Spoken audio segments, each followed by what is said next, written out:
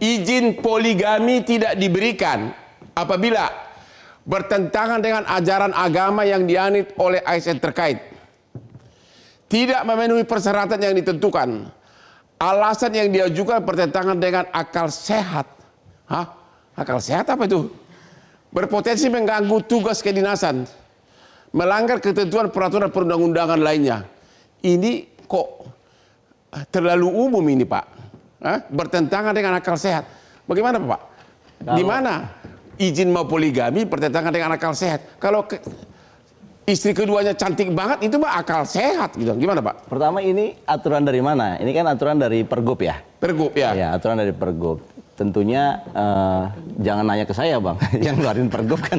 Ya, analisa Bapak. Ya, tetapi masuk di akal nggak peraturan ini? Kalau saya lihat izin poligami ini sebenarnya sudah cukup jelas di Undang-Undang Nomor 1 Tahun 74 perkawinan. Ya. Jadi sebenarnya ini sebetulnya hanya mengulang saja. Saya kira saya tidak paham yang nomor 3 itu dengan akal sehat ya. Tapi saya kira harusnya izin poligami atau tidak seseorang itu sudah diatur dalam Undang-Undang Perkawinan. Ya. Dimana ini memang menarik, undang-undang ini menarik, Bang. Ya. Kenapa? Karena kita ini menganut masing-masing agama punya cara perkawinan sendiri. Ya. Dan dalam hal ini ketika kita bicara poligami sebenarnya dimaksudkan adalah agama Islam. Ya. Sedangkan di agama yang lain tidak begitu tegas diatur ya. Misalkan di Kristen tidak boleh bahkan tidak boleh cerai, malah di tidak boleh Katolik cerai, hanya hidup. satu seumur hidup, makanya cara yang lain. Maksud saya undang-undang ini mengatur kita punya beragam aturan tentang perkawinan itu, kemudian dibuatlah undang-undangnya di mana masing-masing agama punya kebiasaan, punya apa istilahnya tradisi yang negara akui.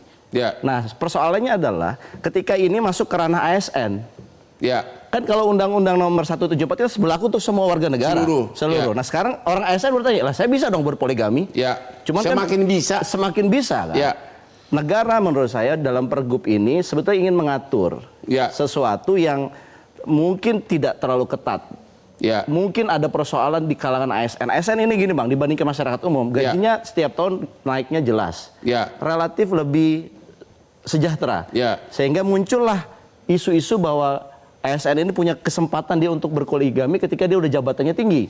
Perselingkuhan, perceraian, dan kemudian perseteruan keluarga banyak di kalangan ini. Tentunya ini akan mengganggu kerja ASN. Jadi daripada mengganggu kerja, gubernur bilang, gua dukung deh lu nikah lagi gitu. Makanya Pergub ini sebenarnya perlu komunikasi yang bagus. Karena Pergub ini seolah-olah kalau dibaca di masyarakat dan Abang juga narasikan, seolah-olah menggiring orang untuk ayo dong berpoligami, tapi ada syaratnya. Sebenarnya kebalikan. Dengan syarat Pergub ini, orang ASN kalau berpoligami jadi makin berat. Kenapa? Harus izin istri pertama. Itu undang-undang. Harus masuk ke Dewan Pertimbangan. Nanti ada juga izin pengadilan.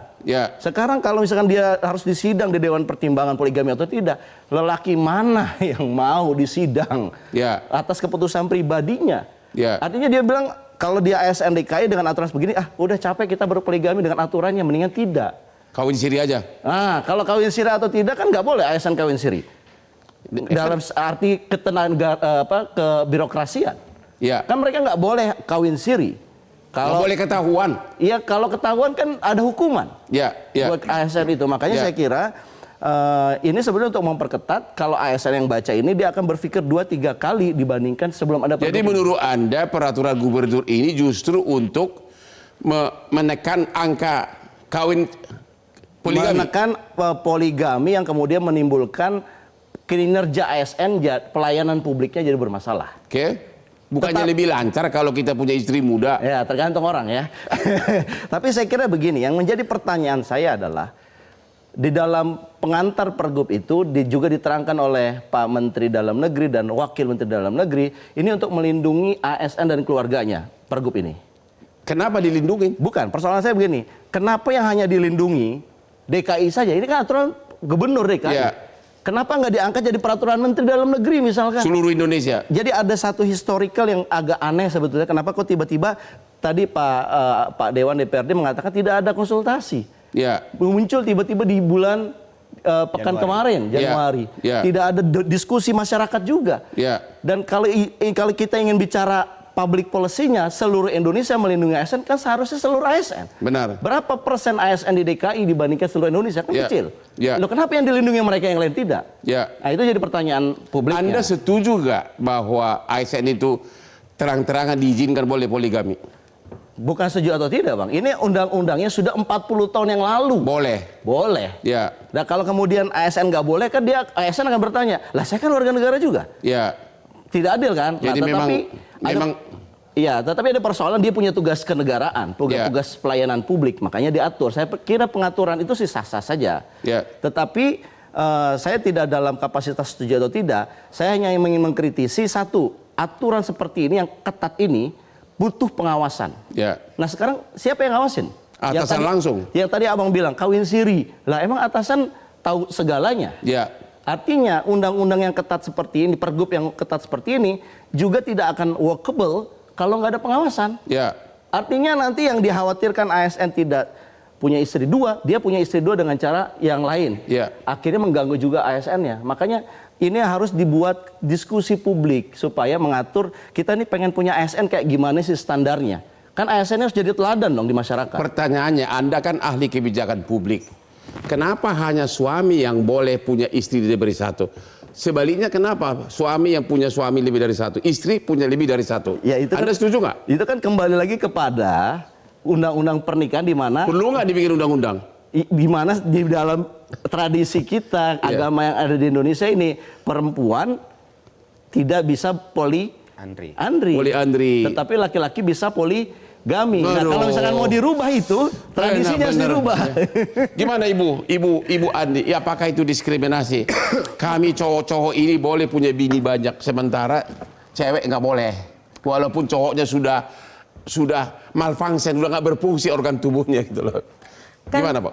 Ketika cinta pudar tidak ada sebetulnya daya dari pihak lain kecuali pihak-pihak yang memiliki relasi itu. Jadi diskusi hari ini sebetulnya menurut saya lebih baik tidak tentang, oh kalau begitu berarti perempuan yang menolak ini pengen poliandri. Bukan itu persoalannya. Dan juga bukan boleh tidak, karena diskusi itu kemudian dia menjadi kontraproduktif. Kita semua ingin keluarga di Indonesia itu utuh. Kita ingin orang masuk ke dalam pernikahan dengan itikat yang baik membangun keluarganya. Dan karena itu kita semua perlu memastikan bahwa ada upaya untuk menyelenggarakan pernikahan yang baik. Nah, tapi kalau kami melihat dari data di Komnas Perempuan, 3.000-an kasus yang dilaporkan Komnas Perempuan, setengah lebih itu adalah kekerasan yang diakibatkan oleh kekerasan psikis yang sebagian besarnya adalah urusan tentang kawin-mawin ini. Yang istrinya tercatat, yang tidak tercatat, yang istri pertamanya mengadu, istri kedua, ketiga mengadu, semuanya terjadi. Atau juga lebih 16%-nya itu adalah kasus-kasus di mana ditelantarkan. Sebagiannya juga karena memiliki keluarga yang lain. Karena itu sangat penting untuk membahas tentang boleh tidak memiliki istri lebih dari satu bersamaan dengan KUHP. Jelajahi cara baru mendapatkan informasi. Download Metro TV Extend sekarang.